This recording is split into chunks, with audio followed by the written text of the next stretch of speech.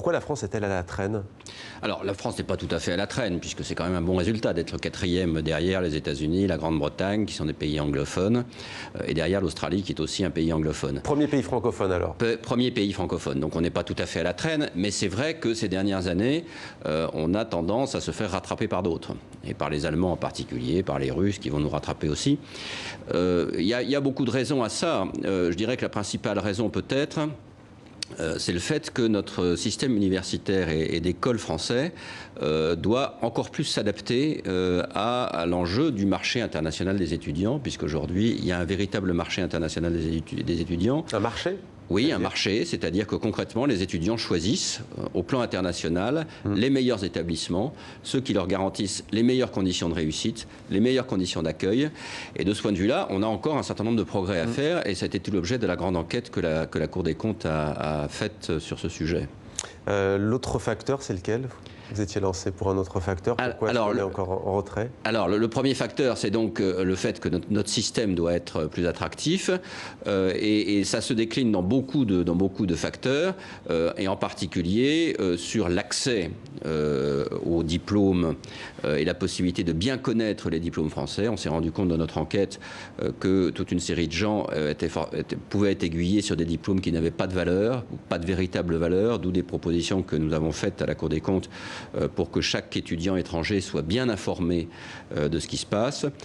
Il y a aussi évidemment le nombre de formations en anglais qui justement, j'allais vous le dire, c'est problèmes. une des propositions. Ça fait toujours polémique en France. L'enseignement en anglais, c'est une des pistes? C'est une des pistes, évidemment. Ça s'est pas mal développé, mais il faut encore que ça se développe davantage. On s'est quand même rendu compte que le taux de réussite, et c'est un élément assez nouveau et inédit, je ne crois pas qu'il y ait eu de chiffres dans ce domaine, le taux de réussite des étudiants étrangers reste entre 10 et 15 points inférieur au taux de réussite français.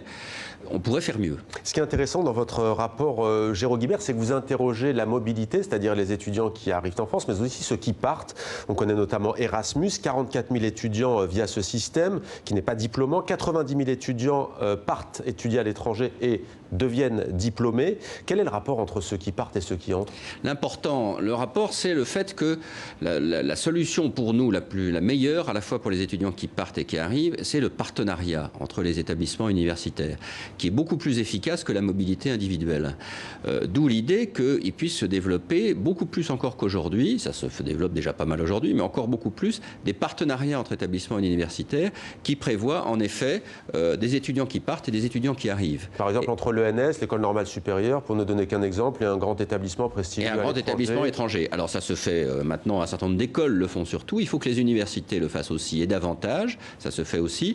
Qu'il y ait un développement plus rapide, peut-être des doubles diplômes, par exemple, et que tout ça soit organisé, parce qu'on voit bien que, y compris quand on nous compare, par exemple, à nos voisins allemands, en termes, y compris pour les étudiants français, de mobilité sortante, là, pour le coup, nous sommes un peu en retard, et on aurait intérêt à mieux utiliser ces accords d'échange. N'y a-t-il pas un paradoxe aussi? La France répète à tue-tête qu'elle veut attirer des étudiants étrangers et dans le même temps, elle augmente 16 fois, enfin de façon drastique, les frais de scolarité des étudiants extra-européens, notamment venus de pays francophones comme en Afrique, en Amérique latine aussi, en Asie. Pourquoi?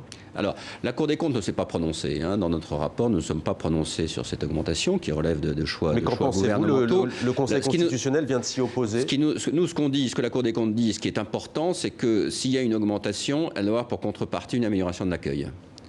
Et d'autre part, ce que nous disons, c'est que les établissements d'enseignement supérieur français ne sont pas dans la même situation à cet égard vis-à-vis des étudiants étrangers. Certains ont une réputation excellente et donc, avec un système de bourse naturellement qui marche bien, peuvent tout à fait avoir des droits d'inscription plus importants. D'autres qui ont une réputation peut-être moins bonne, au contraire, s'ils veulent avoir des étudiants étrangers, ont intérêt à avoir des droits d'inscription plus faibles. Signalant que très peu d'établissements appliquent cette augmentation drastique des frais de scolarité en France. Ils modulent eux-mêmes exactement ce qui est la décision du gouvernement.